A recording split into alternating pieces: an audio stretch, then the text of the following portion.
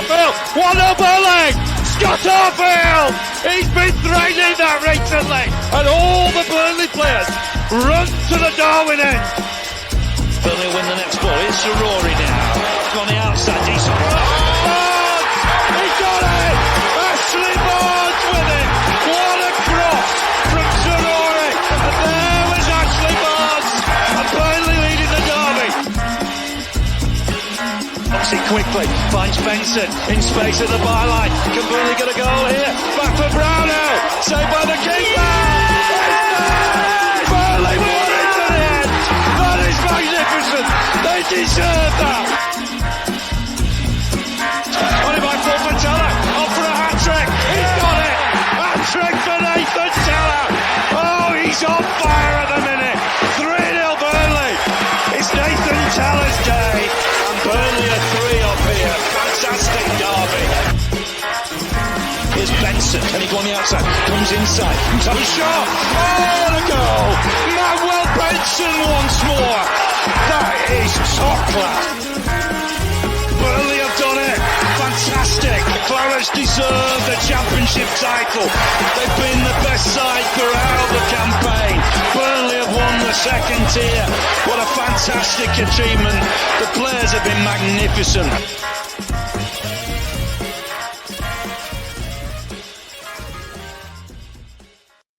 Yes, hello and welcome along to the latest instalment of the Turfcast podcast pre-game show with me, Joe Redmond, ahead of our clash against Brentford, all the way down in that there London at the GTech Stadium, obviously a stadium that does not hold many happy memories for Burnley fans. I've already done a show with a guy I'm about to introduce, a Brentford fan, and I was saying to him on his channel just minutes ago that I do not have any good memories down at the GTech. Obviously, we played there twice. We lost 2-0 and 3-0. That Vincent Kompany defeat was just scandalous. And obviously, the year we got relegated under Sean Dyche wasn't much better as well. Better memories at Griffin Park. I seem to remember winning there. Was it 3-0, 3-1 or something like that? Joey Barton scored a free kick. Scott Arfield scored a belter as well. So, yeah, hopefully we can have some good memories this weekend. We'll see. Create some good memories, should I say. I'm pleased to introduce Mike from the Ealing Road podcast. How you doing, mate? I'm all good, Joe. How are you, mate? Yeah, really good, thank you. Really good, thank you. Obviously, I've seen you quite a lot today. We have just done a Green King Sports shoot. We've already done our chat on your channel as well. So we'll skip all the niceties because people will be aware. I put some stuff on my Instagram story and stuff like that. But it's good to see you, mate. Really, really is, I promise. But let's get into it. Let's get into Brentford's season so far because I described you, not Brentford as a club or you personally, but Brentford's start to the season as quite frustrating because from a Burnley perspective, I saw what looked like turmoil down in London at the GTech in the summer, thinking Brentford could be pulled into it. But as we chat, you sit there in 13th, you've looked absolutely fantastic at home, which is obviously where the game is going to be this weekend. And at the minute, even though I am still hoping for our sake that you potentially get pulled back into it, I'm not thinking you probably do on the grand scheme of things unless there's an absolute disaster or a few injuries. So talk to me about your season so far, mate. Yeah, I think from the outside looking in at the start of the season, I think I can understand why a lot of people had tipped us for relegation when you lose your manager, someone as emblematic of what Brentford have been for the last kind of 7 years. When you think of Brentford, you think of Thomas Frank. So that was the big one. But then also to kind of compound that, you lose Mbeumo, you lose Wissa, there's 39 goals, and then you lose your captain as well in Christian Norgard. I can understand why when the conversation happened around if a newly promoted team is to stay up, which current Premier League side is going to be the one dragged into it. And I think a lot of Brentford fans were underwhelmed by the Keith Andrews appointment. On the outside looking in again, it sounds like, hiring the set piece coach during a time of all this change. But I think myself and what we've been saying in our pod is that you have to trust the people that have got us here, and it's not blind faith when they make these kinds of decisions. And when Brentford have gone through change in the past, they tend to get these kinds of things right. So, we got behind Keith Andrews. I think the first game against Forest was a little bit concerning, but again, and a common theme throughout Keith Andrews' start to life at Brentford was him learning from his mistakes. He tweaked a few things to the lineup, brought a few people back in.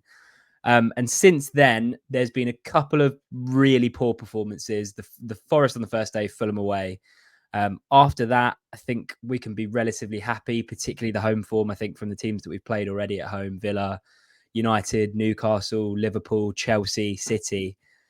For us to have 13 points from the 18 available, I think that's a pretty impressive record. We need to sort out the away form. We've not been as good away from home, but yeah, I think with everything that's gone on over the summer, I think Keith Andrews has done a tremendous job so far. It has to be said.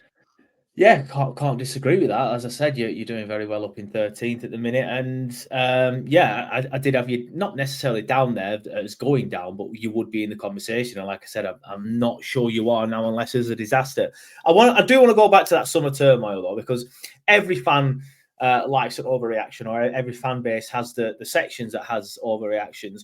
When you're seeing Thomas Frank leave, Wissam, Buemo, Norgard as well, you must be thinking, this isn't great. Like, how were you feeling during that summer of turmoil? It feels weird calling it a summer of turmoil now when you look completely fine. But let's be fair, in the time, it probably was, losing all them players and managers. How were you feeling in the moments? Because I'll be honest, even though I do like to see myself as quite level-headed, and I hope that nobody's laughing at that in the comments now, if that were Burnley, I would be absolutely shitting bricks.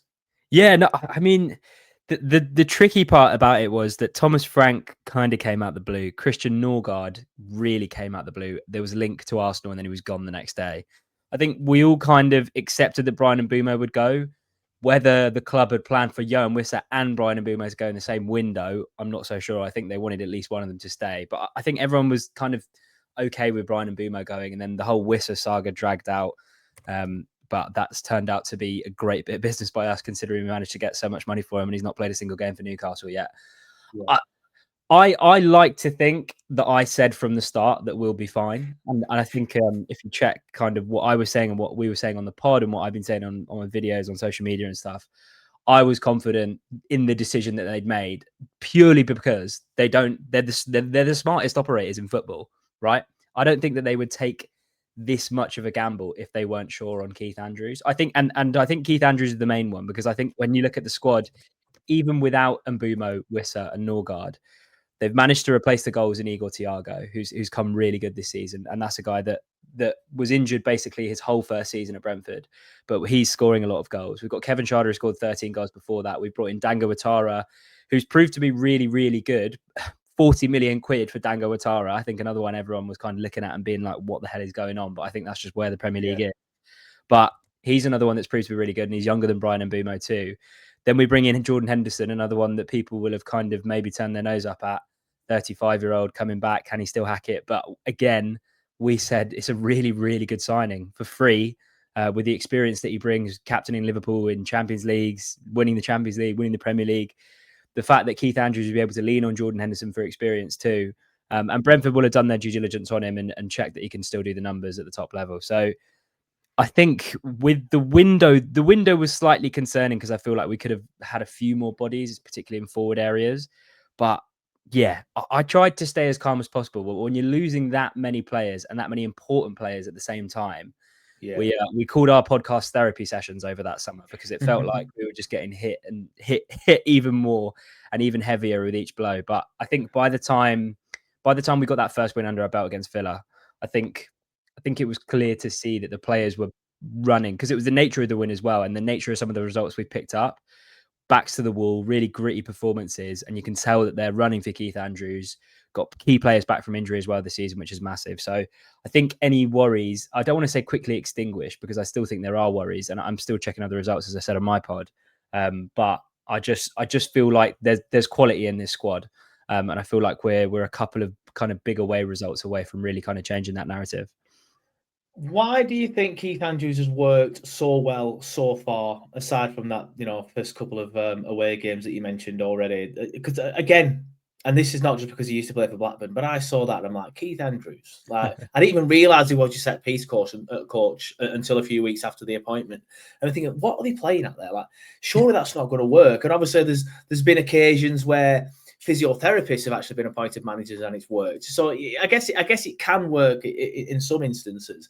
But I remember thinking, like, what are they playing at? You know, they're an established Premier League club now. They can probably go and get somebody who's an up-and-coming Championship manager who wants to take the next step, somebody from abroad, because obviously the Premier League's got all the riches and stuff. They can entice somebody from abroad. But you went with your set-piece coach. And outside looking in, maybe it's works because he knows the players well. He's worked with the players before, so the players already respect him. I'm not sure. But why do you think it's worked so well so far? I think you bang on with the continuity aspect. I feel like that's something that the Brentford hierarchy really value, and it's something that they've showed over the years. Be that through the appointment of Mark Warburton when we were in League One, to Thomas Frank when he was assistant coach to Dean Smith. They were always like to internally hire. But I think another big aspect of it, and you know, credit has to go to Keith Andrews as well, because he's not just a set piece coach. He was the set piece coach under Thomas Frank, but he was brought in as a coach. And last season, we were the best team in the league net on set pieces. We scored 14 and we conceded 3, which is the best record. So he was really good at those. But I feel like the key for him is just not ripped up the playbook, really. He's seen what Thomas Frank, or what made Thomas Frank successful during his time at Brentford, and he's not changed too much. We're playing quite similar football. The personnel are the same. And another big thing about it is that I don't think he would have got the job if the players said that he couldn't do it. Because Matthew Benham, the owner of Brentford, Matthew Benham, would have been talking to the players and saying, do you think this guy's up to the job? And they all seem to have a really good relationship with him. Igor Thiago scored a goal against West Ham, and the first thing he does is run over to the manager and give him a massive hug. Seeing that as a fan, you're like, oh, well, they've got him. There's a relationship there between him and the players. But yeah, I feel like the key for him and the key for Brentford really is they value having someone in the building that knows how we operate in the transfer market, knows how we really focus on stuff like set pieces to get points, which has become massive this season for us and for the Premier League in terms of our long throws. But I mean, I really enjoy them. I know that a lot of people hate them, but every time we get a throw and you see Michael Coyote sprinting across the other side of the field, I get really excited because you know that an absolute RPG is about to get launched into the box and we might be able to score from it. So yeah, they value having someone in the building who knows how Brentford operate, but also not changing too much from Thomas Frank. I think he would have been stupid to come in and try and like really implement a new playing style with the players. I think he's just sticking to what made Thomas Frank successful, which I think is a good strategy. Carrying on from that, because I know you mentioned a couple of times there was moments at the start of the season where you were thinking, hold up a minute here, we might be in a bit of trouble. You mentioned the Forest game already on the opening day, so you lost 3-1 at Forest, which obviously now we know that your away form isn't great, so that's probably more what that is down to. And I guess I could say the same thing for the next two. So you've lost away at Forest, then you do beat Villa at home. Villa at the time were on an awful run, but they've ended up being in the top 4 now. So when you look back on that's a good win, regardless of the start. But then you did go to Sunderland and lose. So the first sort of like 3 games there, you've got 2 sort of like not poor defeats, if you will. Sunderland have ended up, again, similar to Forest, being quite a good team. Sorry, not similar to Forest, similar to Villa, and Forest are now looking like they might be a decent team. So you mentioned it there at the start of the season when you were looking at some of them results that you were losing. You were getting a little bit worried, but now it feels like you've turned it around. Has anything changed in that turnaround, or do you just think Keith Andrews has just maybe found out his best 11 or something like that? Yeah, there's more consistency with the lineups. I think against Fulham, we went there with the back 5. Fulham was a bad day because to lose at Fulham is one thing. To lose in the way that we did was terrible. We went there really negative, sat back, got dominated basically from minute 1 to minute 90. So that was a poor game for Andrews. But I mean, even the Sunderland game, that result frustrates me more than any other game this season, I think, because we went there and it was a game that either side could have won. We missed a penalty. They scored immediately after we scored, and then they get the 90th minute winner. But there was a point in the season where I remember saying to myself, if we'd have beat Sunderland away, given how well Sunderland have done this season, we'd have been 3 points better off, first of all, and probably a lot higher at the table because of how tight it is. But I think that result, because they were a newly promoted team at the time, you lose at Forest, you lose to Fulham, and you lose to Sunderland. That's when people started to worry. But I feel like there's a real belief at home, especially after we got that last minute equaliser against Chelsea in a game that we deserved to get points out of because we were brilliantly defensive.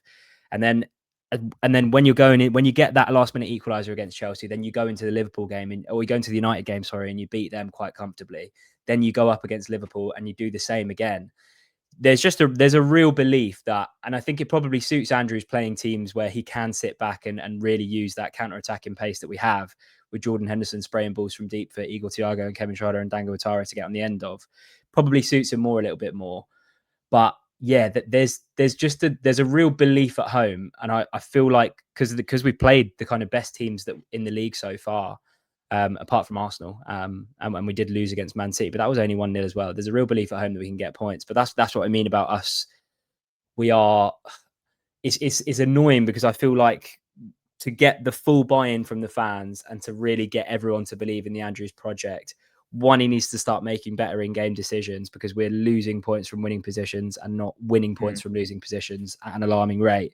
But also, he needs a big kind of statement away win against a team that's in and around us. Because we went to West Ham, we played them off the park for 90 minutes, but that was when they just hired Nuno, and it was really grim for them at the time. But we need, like, if we'd have gone to Brighton last weekend and won, and we could have won. We were 1-0 up basically the whole game, and then they scored in the 84th minute, and we missed the penalty in the 90th. But yeah, we're seeing a bit more consistency in the lineups. He seems a little bit more confident with his personnel, and the players are just building connections. Because if you lose the players that we did over the summer, there's always going to be a bit of time for the new guys to come in and really make it click.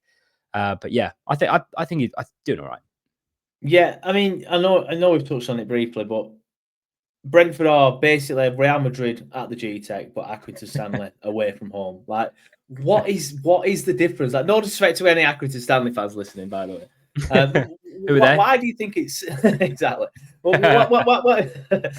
do you think it's so different? Why do you think you are so much different from the GTech? Sorry, at the GTech and away from the GTech. I think it's what I mentioned there about potentially when teams come to the GTech, bigger teams have come to the GTech and they look to dominate possession, because we've been defensively solid. And I think that's been an aspect of our game that Andrews has tried to improve. And we have been leaking goals away from home, but at home, we do look to kind of soak that pressure up. And then once we do retrieve the ball back, we're doing it a lot higher up the pitch.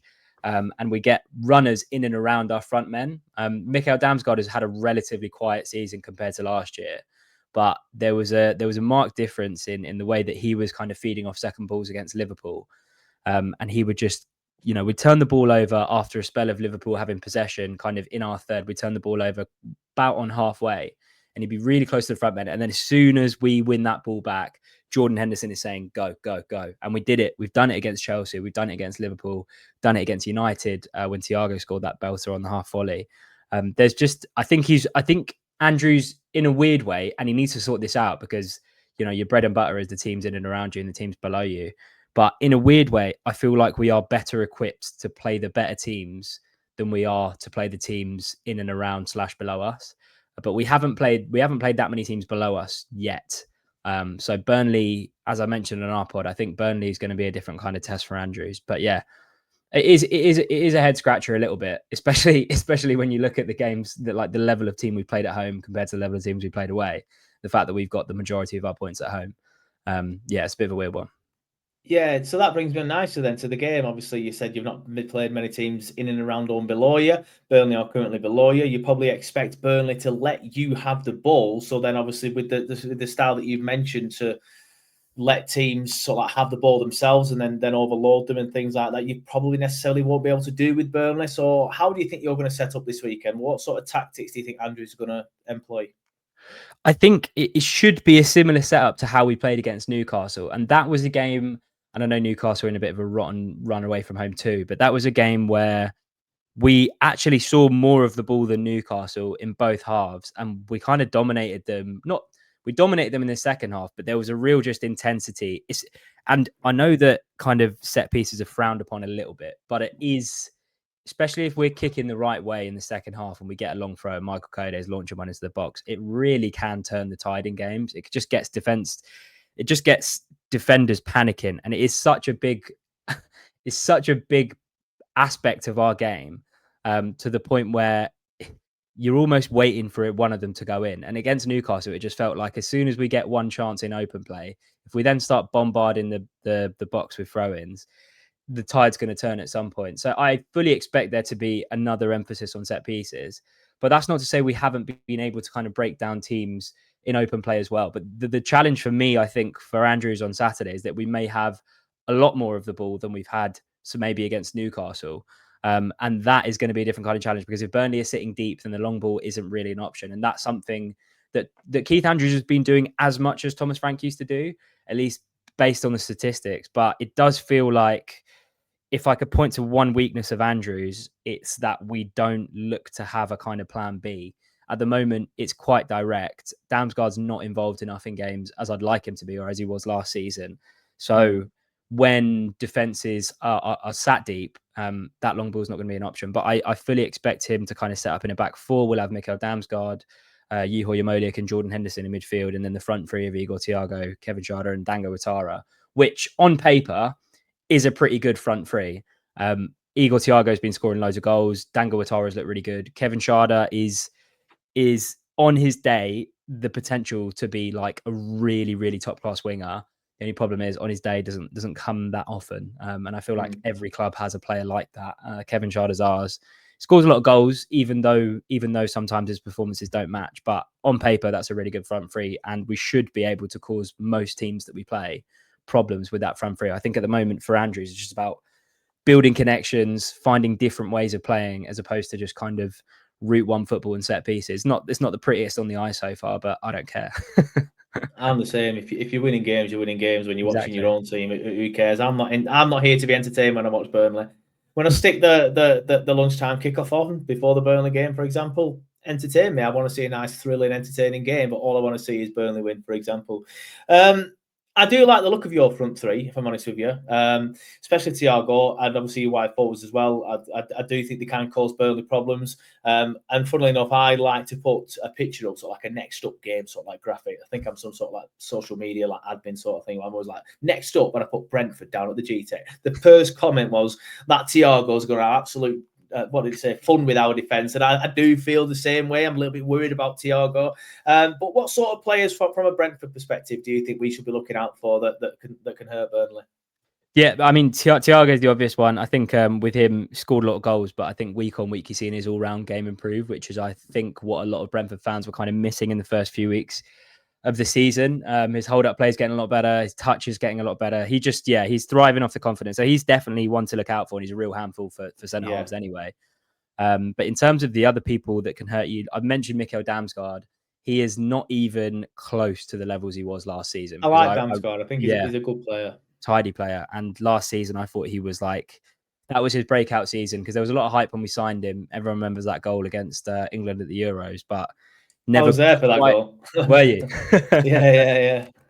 But yeah, never quite lived up to the bill. And then when he just had this mad season last year, when he was our best player offensively, somehow our best player defensively as well, he was incredible. But he's not even close to the levels he was last season. So I wouldn't say he's one to particularly watch, but weirdly enough, I think he's going to be really important on Saturday if we do have more of the ball and we need to unlock a defense, because he's the 100%. Kind of player that has the quality to do that. Dango Ouattara he feels like a winger that Brentford have lacked for a few years. Every time he gets the ball, he's looking to stand his fullback up, which Kevin Schade should be doing with the raw attributes that he's got, but he just doesn't do it enough. But yeah, Dango Ouattara has made a really good impression. And then I can't believe I'm saying it, but Jordan Henderson is still balling out at 35 years old. So yeah, everyone was a little bit apprehensive. I think in some way we didn't really know how much he was going to play, how much he was going to kind of fill the void that Norgard left. And it was such a big void. We were a completely different team without Christian Norgard in it. And he just comes and slots straight in. And there's even talk of people saying that he's better than Norgard already, which is a little bit too soon for me. But, you know, he can pull off an assist. He can shoot from outside the box. So, yeah, he's another one to look out for. Yeah, going back to Damsgaard, I completely agree. He's the one that I'm obviously away from Thiago, that I'm a little bit worried can sort of like make you tick and find it, because that's what he's very good at. He's very good at finding the little pockets of space, getting the ball on the turn, and then creating things for Thiago or for Ouattara or whatever. So I'm a little bit worried about him more than anything. Because, but having said that, I think our midfield is probably our strongest area. You've got Florentino Luis in there. You've got Josh Cullen in there, and you've got Leslie Ugochukwu as well. I'm hoping Florentino Luis can just maybe stick with him, or maybe Cullen, just get one of them to stick on him. We'll see.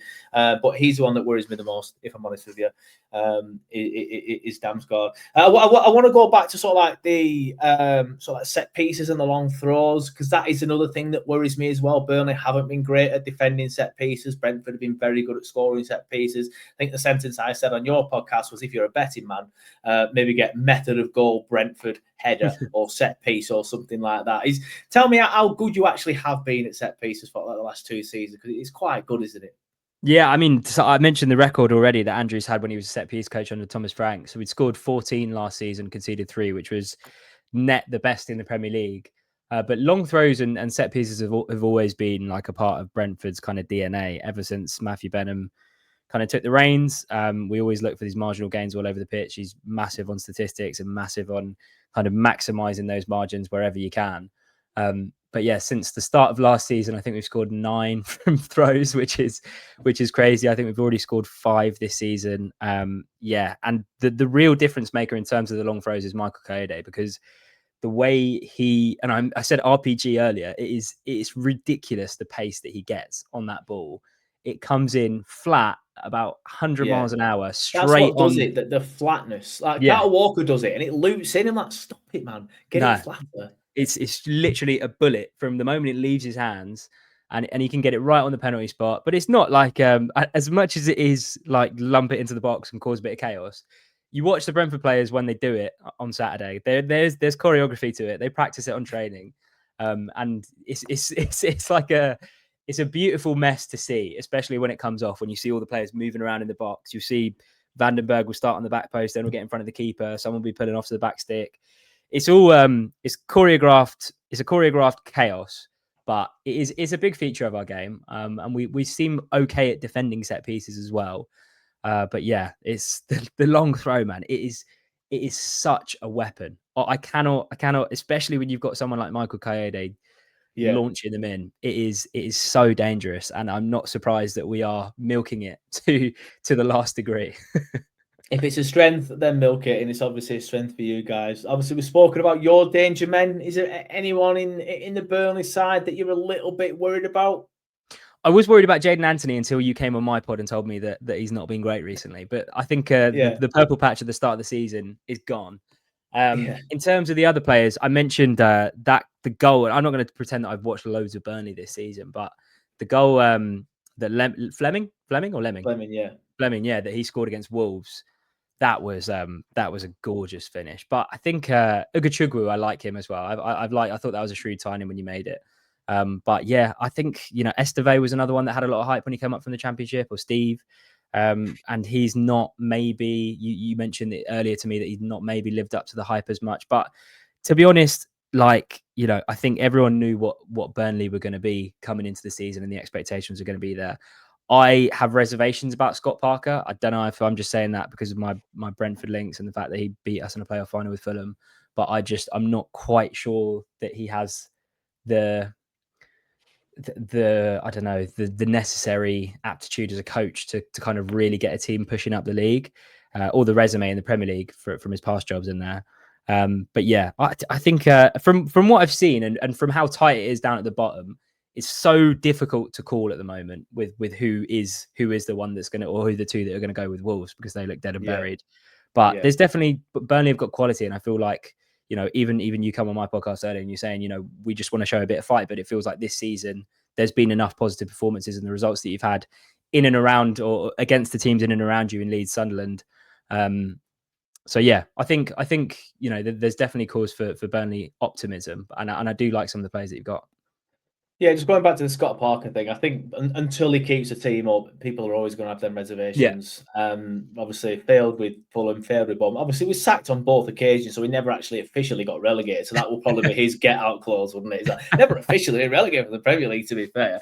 But obviously, both times we were sacked, deservedly so, and both times were so much better without him. So I think with Parker, you've probably got to wait for him to actually keep a team in the Premier League before people stop asking them questions about him, which I think is completely fair. Predictions then, mate. What's your score prediction for the weekend then, please? I think it's I'd love a convincing win, and I know that we've been able to do that on, or at least the last time we played Burnley at the GTech. I think it might be a bit tighter, but I'm still going to go with a 2-1 Brentford win for me. Yeah, fair enough. I do think this time I'm sort of letting heart rule head, if I'm going to be honest.